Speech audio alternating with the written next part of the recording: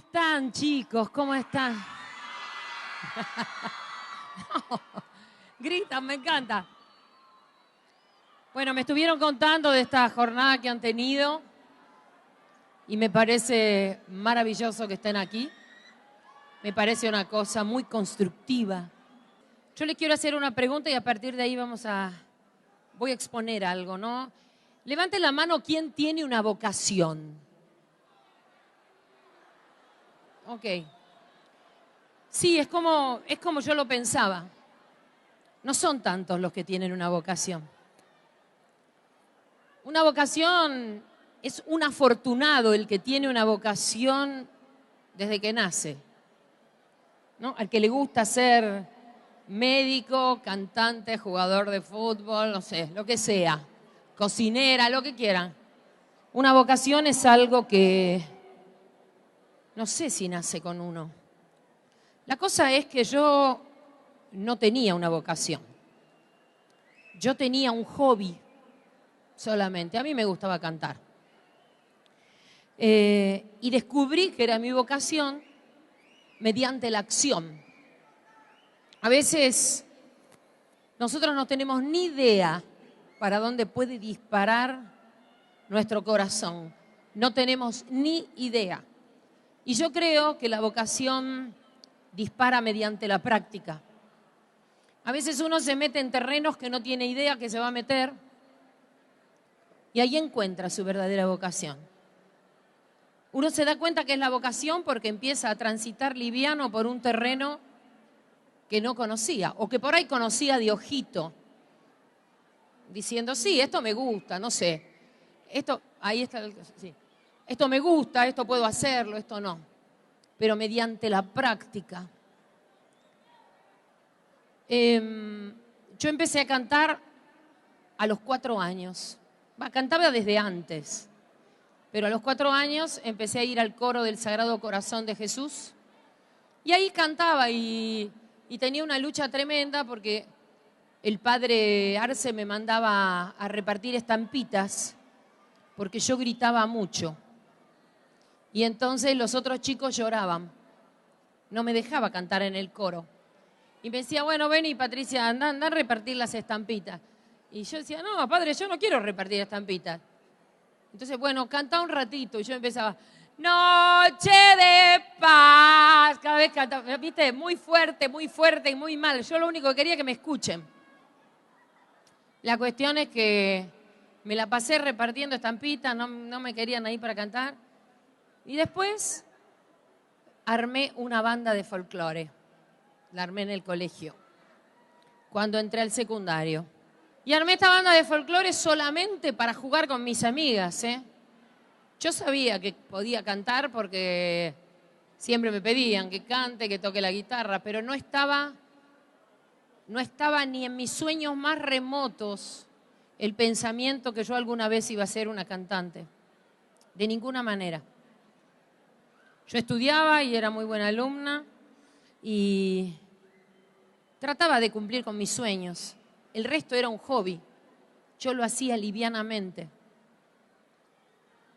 Con esa banda de folclore me divertí mucho. Cantábamos por todas partes. Hacíamos lindas canciones. Me acuerdo que en la época que salimos con la banda de folclore era el boom de Mercedes Sosa. Entonces cantábamos todas las canciones de Mercedes. Y la pasábamos bien. La cuestión es que unos años después lo conocí a Oscar Mediavilla. Chicas, no sé por qué gritan. Lo conocí. Oscar era un músico con una guitarra colgada, con el pelo largo por acá, flaquito, flaquito, y yo me enamoré perdidamente. Tenía 16 años yo. Entonces empecé a seguirlo. Cuando mi papá lo vio, chicos, no, me acuerdo que le estaba clavando el taco del zapato a mi hermano, que se le había roto, y se pegó un martillazo en el dedo, mi viejo, porque imagínate que entre al principio de los años 70, un tipo con el pelo súper largo, con botas con taco, pantalones rojos y una guitarra. No, fue la muerte esa. La cuestión es que yo, me dice un día una amiga mía, mira, mi primo necesita coros, tiene una banda de rock y necesita coros, vamos. Y ahí es donde lo conozco a Oscar. Oscar era el primo de mi amiga. Fui a hacerle coros. Y por ahí, por hacer cosas con él, yo me meto a cantar. Para estar cerca de él, me meto a cantar.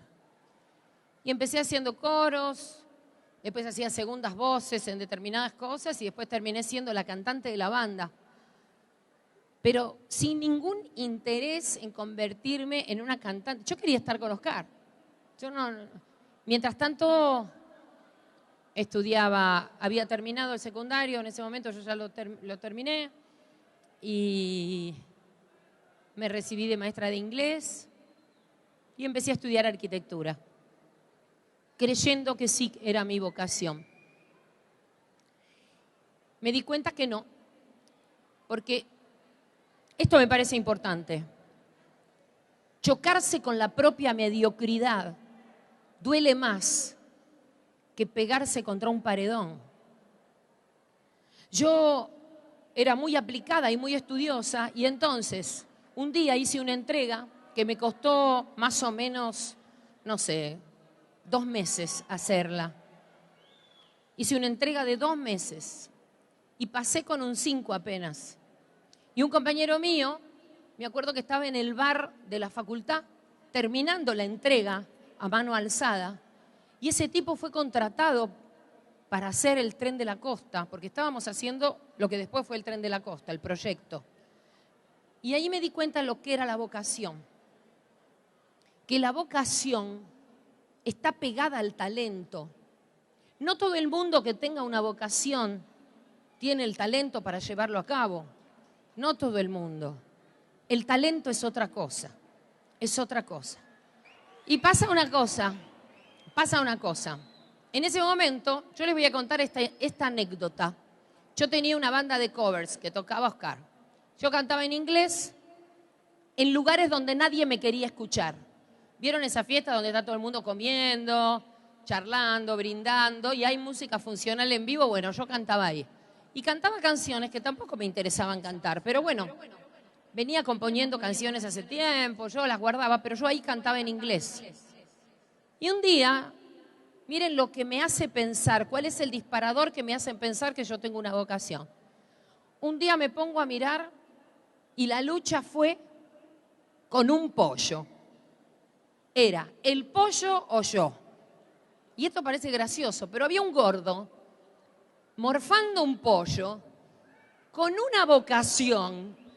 Nunca me miró. El tipo estaba dale con el pollo. Y cuando yo más fuerte cantaba, el tipo más fuerte hablaba. Y mi lucha ya me encarnicé. Dije, me vas a terminar escuchando. Y no me escuchó nunca. No me escuchó jamás. Cuando fui a mi casa me di cuenta que si me molestaba tanto, era porque me interesaba. Entonces empecé a hacerle caso a mi interior, no al exterior. Hay muchas cosas que nos pide el afuera, lo que vemos, lo que la sociedad pretende de nosotros. Y a veces nosotros no somos eso. Nosotros somos una cosa mucho más rica, única. Cada uno de ustedes es fundamental, es único, indispensable. Cada uno de ustedes tiene una luz propia entre todas las demás. Y a veces la sociedad o el afuera pide que seamos como lo mandan, como los mandatos. La tele también tiene que ver. Y también es el miedo por ahí de los padres cuando uno dice, y tengo una vocación, yo quiero hacer tal cosa, piensen, ¿y de qué se va a ganar la vida? Todos tendrían que entender que cuando uno desarrolla una vocación, así no viva de eso, es mucho más feliz que la persona que no lo tiene. Si a uno le gusta pintar y vuelve de su laburo muerto, cansada, y de repente te encontrás en tu cuarto dando unas pinceladas, se te va el agobio. No pensás en eso. Pensás en qué bueno, qué es lo que estoy haciendo. Y eso me pasaba a mí con la música. Yo me la pasaba horas ensayando, escribiendo, componiendo, tocando y decía, qué bueno que es esto, ¿no? Y no ganaba un peso, nada, no ganaba nada. Bueno, imagínense la cara de mis viejos cuando yo dije que dejaba la facultad. A mí me faltan 5 materias para terminar arquitectura. En aquella época eran 5 materias, calculo que ahora serán otras las equivalencias. Pero yo dejé una carrera casi terminada por largarme a mi vocación. Estaba ahí el camino que me abría los brazos y me largué a hacer lo que quería. La cuestión es esta. Formé una banda que se llama La Torre, que yo soy la primera mujer en liderar una banda de rock en la historia argentina. Entonces, bueno, muchas gracias.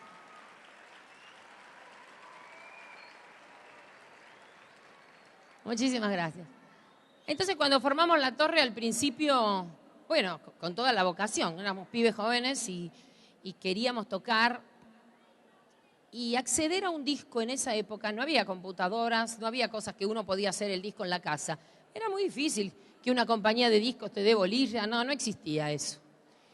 La cuestión es que nosotros logramos grabar un disco, después de la insistencia de Oscar, que fue tremenda, logramos grabar un disco.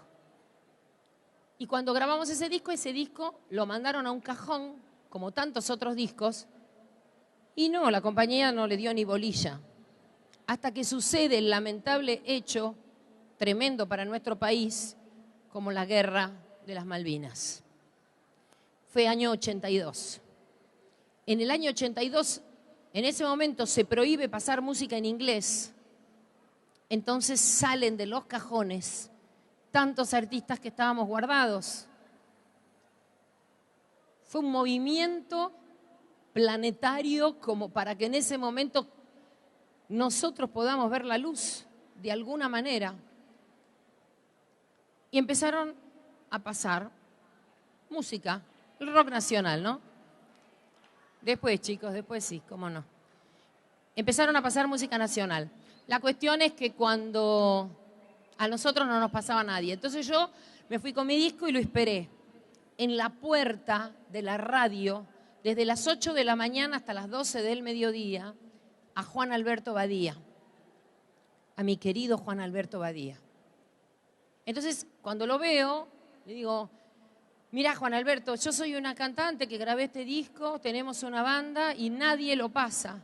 Él me miró y me dijo, mira, no sé si lo voy a pasar. Lo que sí te digo es que lo voy a escuchar. Y si me gusta, lo paso. A partir de ese día me ponía el despertador a las 8 para prender la radio, porque Badía tenía un programa de 8 a 12. Y en un momento escucho una guitarra que hacía... Y entonces yo lo despierto a Oscar y le digo, Oscar, ¿este no es colapso nervioso? Era el tema que habíamos largado a difusión en ese momento. Chicos, cuando sonó eso fue ver la luz. Saltaba en la cama, era una cosa tremenda, porque alguien por primera vez en la historia nos pasaba. Yo hasta ahí no me daba cuenta de lo que significaba eso. Significaba que estaba contenta, pero no habíamos llegado hasta ahí porque fue mágico el asunto. Teníamos un camino recorrido de lugares donde no queríamos tocar, de lugares donde no nos escuchaban, de golpear puestas donde no nos editaban. Un esfuerzo puesto en la vocación, un esfuerzo grande. La vocación sin trabajo. Mejor dicho, el don sin trabajo se muere, se va muriendo. Yo he visto pasar muchísima gente al lado mío que no cuidó su don, que no lo trabajó. Y ahí está, No pasó nada, porque sobre todo con las cuerdas vocales y con la digitación de los guitarristas y con las armonías de los pianistas, se va muriendo eso. Hay que trabajarla, la vocación se trabaja. La cuestión es que a partir de ahí empezamos nosotros a trabajar cada vez más. Y venía Buenos Aires Rock 82. Yo era, recuerdan, ¿no?, que les dije, la única mujer ahí. Buenos Aires Rock 82. El tema boom de la temporada era ese, era Colapso Nervioso. Entonces nos contratan. La banda tenía que estar formada y cuando yo escuchaba los acordes, yo subía corriendo y entraba cantando. Cuando subo corriendo, me levantan dos chaboncitos de los brazos y me dicen esto: las minitas de los músicos abajo, nena. Y me echan a patada. Y me echan. Y me tiran para el lado del público. Y la banda seguía tocando. Entonces Oscar se tuvo que sacar la guitarra y para ver de dónde yo estaba, bajó. Y yo le gritaba, no me dejan subir. Oscar se agarró con el organizador y le dijo, mira, si no sube no podemos tocar. Sin pedirme disculpas ni nada, me dijo, bueno, nena, adentro, vamos, vamos. Es decir, vamos a dividir las cosas. Una cosa es la vocación, otra cosa es el talento, otra cosa es el trabajo que uno le ponga a todo eso y otra cosa la discriminación que uno sufre por la sociedad. Eso es tremendo, es lo peor, es la peor piedra en el camino. Cada uno de nosotros, cada uno de ustedes, chicos, puede ir con una idea maravillosa. Todo ha empezado con una idea, la discriminación del otro. Por eso no hay que trabajar para la aprobación del otro. Hay que trabajar para uno y ver cómo uno lo aprueba y después de a poco ir conversándolos con lo que saben que pueden entenderlo. Hay gente que no va a entender nunca y eso sáquenselo de la cabeza. Hay gente que no va a entender jamás una propuesta. Eso pasa con la música y pasa con todas las propuestas, propuestas científicas, propuestas artísticas, lo que sea. Pasa siempre. Uno tiene que ir mirando el entorno, uno tiene que fijarse quiénes son sus pares. A mí no me parece que, bueno, estos son mis pares porque tienen la misma edad. No creo que sea así. Yo creo que llega un momento que hay una edad interna. Todos ustedes tienen una edad interna, por más que sean adolescentes, que nadie los juzgue como que no entienden nada. Ustedes tienen una edad de asimilar las cosas a su manera y está buenísimo. Hay que escuchar y hay que escucharse. Está buenísimo, porque a partir de escuchar y de escucharse es que salen las vocaciones. La cuestión es que en el año 84 con la torre viajo a Ibiza. Ibiza es la isla más maravillosa del mundo donde Dios y el diablo pusieron la varita mágica. Donde hay un descalabro que no se pueden imaginar y unos paisajes que son una cosa divina. Y yo pensaba, ¿cuándo vuelvo a Ibiza? Y me porté mal. Mientras que estábamos grabando en los estudios de los Iron Maiden, ¿conocen a los Iron Maiden? Es una banda heavy metal muy conocida. Estábamos grabando ahí en los estudios de los Iron Maiden. El único que estaba en el estudio era Oscar. Yo corría para poner la voz y me iba a las playas, me iba a los boliches, me iba a los pubs, iba a todas partes, a todos lados y no tenía estudios vocales. Por lo tanto, grabé el peor disco de la historia mía, que se llama Solo Quiero Rock and Roll. Es un disco grabado en el 84 en Ibiza, que para colmo tuvo un éxito tremendo. Y yo cada vez que lo pasaban en la radio dije, no puede ser. Canté muy mal, canté disfónica, agotada, sin voluntad, con ganas de rajar. Ahí me prometí que nunca más iba a abandonar el don, que no lo iba a abandonar. Y ahí me metí a estudiar. En el año 84 empecé a estudiar y estudio hasta el día de hoy. La cuestión es que empecé a estudiar con un maestro muy rígido. Cuando los maestros son rígidos, hay que intentar ver detrás de la mirada. Porque ese maestro, detrás de la mirada me decía, te voy a sacar buena. Era tan generoso el maestro Norberto Massa. Entonces en un momento me daba una vocalización y yo no la hacía muy bien y un día me agarró de los hombros, me sacudió y me dijo, si te sabía tan burra te cobraba el doble, y me estroló contra un sillón. Y yo me reía mucho. Un día hicimos un ejercicio del papelito en la pared. Es un ejercicio conocido, te ponen una servilletita contra la pared y vos tenés que soplar despacito cuando estás cerquita de la servilletita y lejos. Cuando la tenés lejos tenés que soplar muy fuerte para que no se caiga. Todo esto con el agravante que el maestro te hacía. Más cerca, y después te hacía más lejos, y te daba cada tortazo que era imposible sostenerlo. ¿Viste? Cuando decís, te voy a meter, que no quiero aguantarlo más. Sin embargo, era una lucha que sin hablar nosotros dos sabíamos que él era muy generoso conmigo y que yo era la mejor alumna. Yo decía, esta batalla te la gano. Mira, un día me puso a vocalizar en el piso la respiración costodiafragmática, que es cuando hay que forzar esto. Uno abre acá. Esto, abrís, ¿no? Y me puso acostada así con la oreja en el piso y me puso las guías de teléfono. Y yo dije, a mí no me vas a ganar. Y le daba las guías de teléfono, un dolor, tenía un fuego, me salía de ahí. La cuestión es esta. Como yo podía levantar las guías de teléfono, me puso el pie. Y seguí trabajando.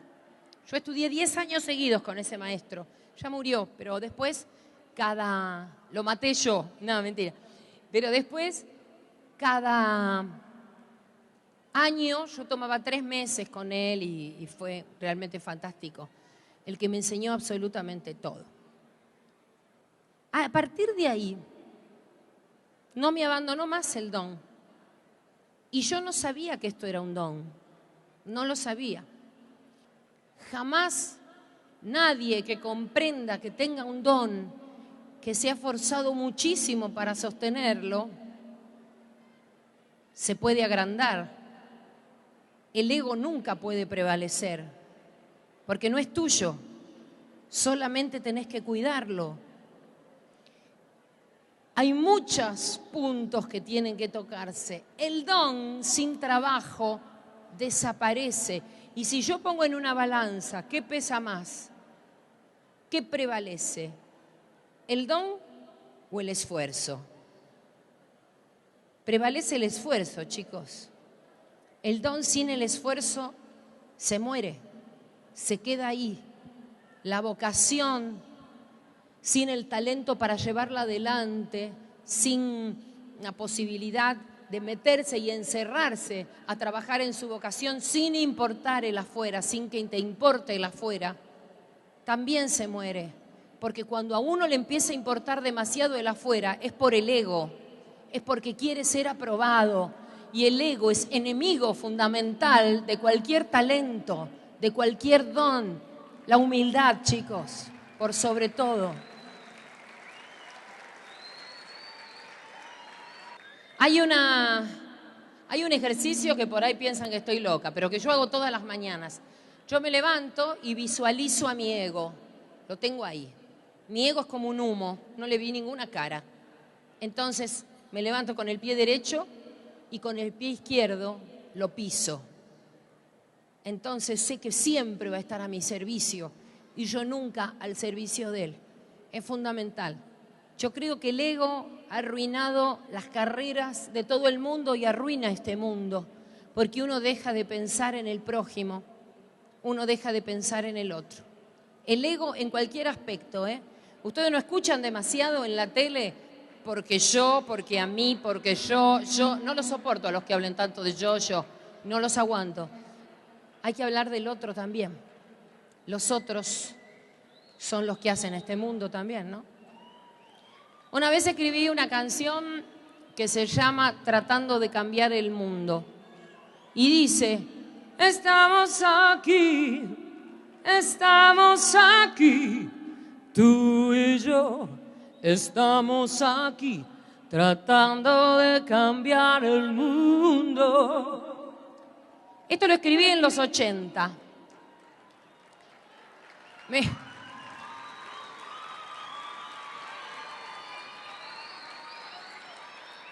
Esto lo escribí en los 80, ¿no?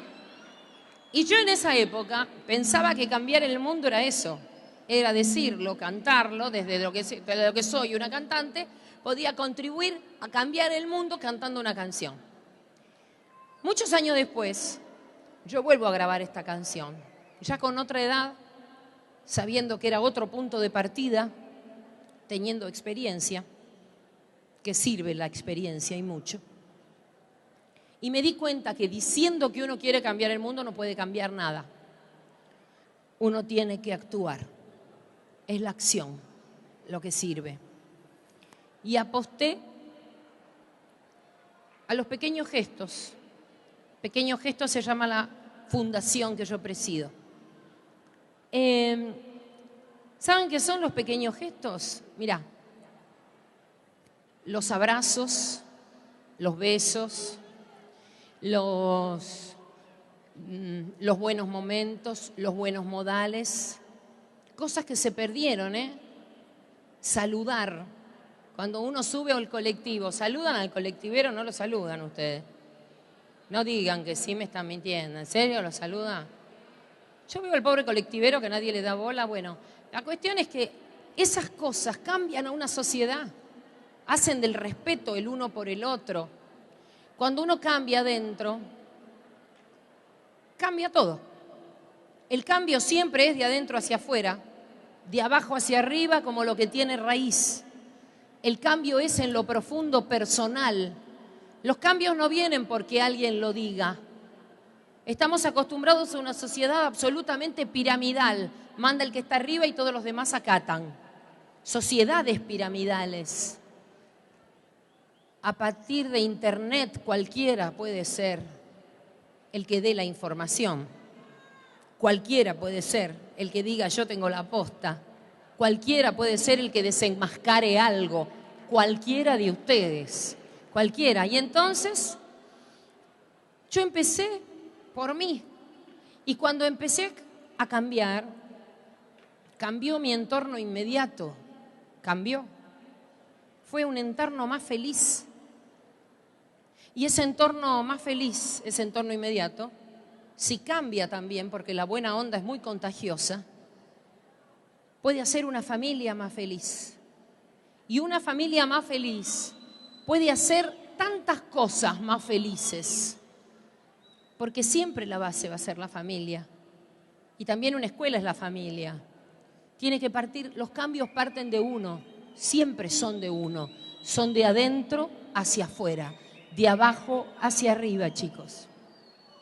La cuestión es esta. A partir de esos cambios, un día, acá en Córdoba, pasó un suceso. Yo estaba dando un recital en la Ciudad de las Artes, cuando me llega una carta. Cuando llega una carta escrita en un idioma, la portada que no entendía qué era. Creí que era ruso porque yo hice gira por Rusia y pensé, ¿qué tiene que ver? Viene un ruso, uno de los que me vio en Rusia. Entonces le dije a mi manager, guardala. 20 días después me dijo, mira que tengo la carta rusa. No era ruso, chicos, era idioma com. Q-O-M, es idioma toba. Me puse a leer esa carta. Esa carta decía que esa noche la comunidad se sintió morir. Habían muerto unos niños por desnutrición, un adolescente había intentado suicidarse, hacía una semana que no encontraban el alimento y no sabían qué hacer. Era una comunidad de más o menos 200 personas.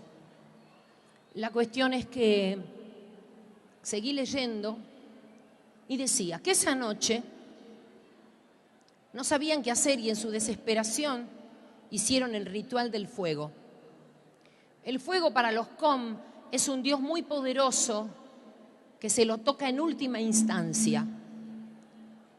Cuando los com le piden algo al fuego, creen que si no es su última posibilidad, todo se les va a volver en contra. Entonces esa noche hicieron una hoguera y las 200 personas se pusieron alrededor de la hoguera a pedir con todas sus fuerzas que el Dios del fuego les indique el camino a seguir. En ese momento, en la selva no hay luz, a mí no me conoce nadie. En ese momento debe haber pasado un camión por alguna ruta, un auto, no sé qué, y se escuchó, y te amaré, y te amaré. Y entonces ellos lo tomaron como una señal. Alguien les decía que lo iba a amar. Alguien les decía, yo te voy a amar. Ellos no sabían quién era yo. Al otro día se fueron al pueblo a averiguar. Encontraron a un chico que les dijo, mi mamá tiene ese disco. Entonces le mostró, fueron hasta la casa del chico. Dijo, sí, es esta canción. ¿Y dónde la podemos encontrar a ella? Se fueron hasta la escuela. En la escuela la maestra los atendió, se metió en internet y el lugar más cerca que yo tenía dando recitales era en un mes acá en la Ciudad de las Artes. Entonces yo dije, esto no lo puedo creer yo, ¿no? Lo que está pasando. La cuestión es que salieron, a partir de ese momento salieron a las rutas a juntar plata, le pedían a los autos, a quien pasaba, porque en la selva no hay nadie para pedirle nada, y juntaron el boleto de ida de una india. Había escrito en esa carta el contacto de una iglesia, y cuando yo leo la carta, veo el contacto y digo, ¿qué hago? Porque se me puso la piel de gallina, porque yo pensaba, ¿qué hace mi voz metiéndose en lugares donde yo no le di permiso? ¿Qué hace mi voz saliéndose de mí, investigando un terreno que ni siquiera tiene luz? Entonces, llamé por teléfono. Me atiende una señora en la iglesia y dije, buenas tardes, mire, habla Patricia Sosa, ¿le parecerá raro el llamado? Ah, no, espere un momentito, acá hay una india que la está esperando. Yo fui muy precavida porque no sabía si me estaban engañando. Entonces le digo, ¿cómo estás? ¿Qué estás haciendo ahí? Acuérdense que habían pasado 20 días de esto, de que ella me entregó la carta. Y le dije, ¿qué estás haciendo ahí? Me dijo, estaba esperando que usted me llamara. Bueno, pero si yo no te llamara, si yo no te llamaba, si se perdía la carta. Y ella se rió mucho. Se rió con una carcajada cristalina y me dijo, pero no, si era de Dios. Eso, chicos, me dejó knockout a mí. ¿Saben que le dije, mañana te llamo? Corté, porque me puse a llorar. Eso me daba a mí la plena seguridad que se me había escapado el don, que no era mío. Por eso se fue sin mi permiso y se metió ahí.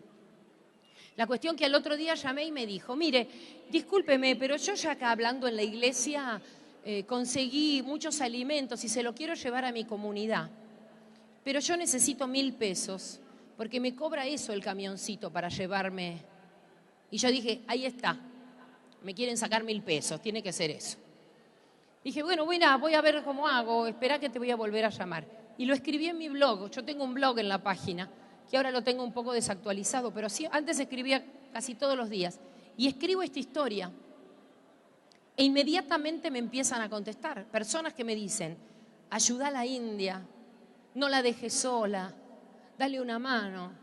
Yo digo, no puede ser esto que me está pasando a mí, no puede ser. Al otro día me llama Oscar por teléfono y me dice, Patricia, ¿estás pidiendo plata por internet? No, pero ¿cómo? ¿Qué está pasando? Porque acá mi secretaria baja cada rato y le dan el boleto del colectivo, le dan 10 pesos. El billete más grande que había era un billete de 50 y uno solo. El resto eran monedas y con esquelitas que decían, ayude a la india, no la deje sola. Y yo me agarré la cabeza y dije, y para colmo la gente me cree, confía en mí. Entonces la llamé a mi manager Patricia, la llamé a mi hermana Sandra y les dije, me voy a Córdoba, ¿vienen conmigo? Juntamos en 24 horas 3.400 pesos con monedas y billetes pequeños. Nos íbamos con una bolsa de plata. La cuestión es que llegamos, tuvimos una reunión como de 4 o 5 horas con la señora, le dimos el dinero, hizo planes como para comprar caballos, cabras, como si fuera $1.000.000, le dimos el dinero y hicimos un pacto, sin hablarlo y sin decirlo. Yo confirmé muy en mi corazón que iba a visitar a su pueblo, que iba a conocer a los COM.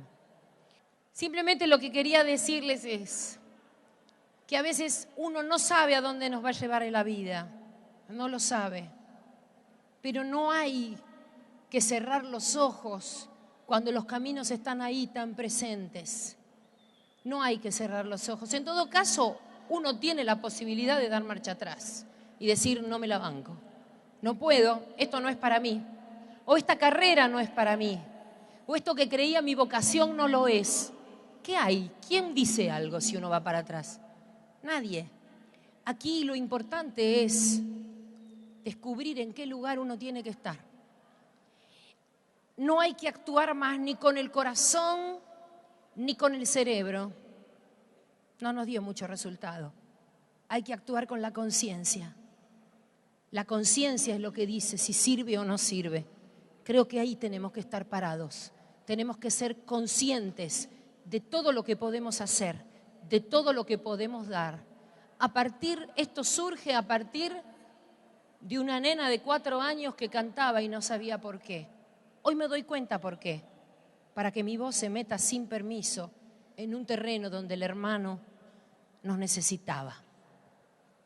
Así que bueno, chicos, para mí ha sido un placer maravilloso compartir con todos ustedes esta tarde. Compartir, ¿me das un pie? ¿Me das ese pie? Compartir con todos ustedes esta tarde. Sí, ahí está. Decirles que tienen, por supuesto que toda la vida por delante, pero que no se apuren por vivirla. Sí, no se apuren por vivirla. Yo empecé a ser muy feliz cuando me declaré absolutamente lenta para vivir. Y no importa que los carguen y que multitudes de veloces los atropellen. No sirve para nada la velocidad. Sirve para no tener recuerdos verdaderos. Yo me doy cuenta que cuando uno camina despacio, va acumulando recuerdos que respaldan la historia. Y va a estar buenísimo cuando uno llegue a un lugar, contar la vida de uno con esos recuerdos. Recuerdos con olores, con sonidos, con texturas, con colores. Recuerdos ricos, vivos, que hacen a la propia historia y no a la historia del que está al lado. A veces uno trabaja para el afuera y no se acuerda ni siquiera de la propia historia, porque se la pasó pensando en cómo agradar al otro. Y la cosa es así. Si no le agradás al otro, es porque el otro tiene un problema en su propio espejo, en el espejo del alma. Cada uno de nosotros es irrepetible, fundamental. Cada uno de nosotros es muy valioso. No se olviden nunca, jamás de eso. Ocupen el lugar que ocupen. Cada uno de ustedes puede cambiar este mundo.